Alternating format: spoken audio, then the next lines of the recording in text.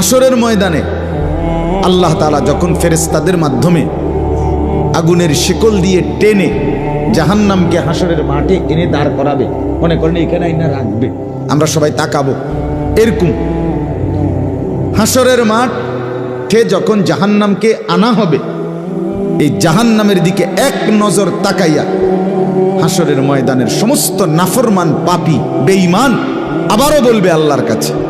রব্বানা আখিরনা ইলা আজালিন করিব, আল্লাহ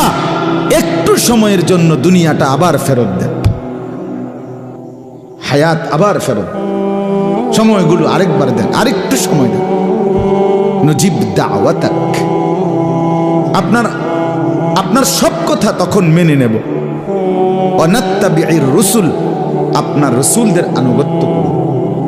আল্লাহ বলবেন না, না বান্দা, এখান থেকে কাউকে আর ফেরত দেওয়া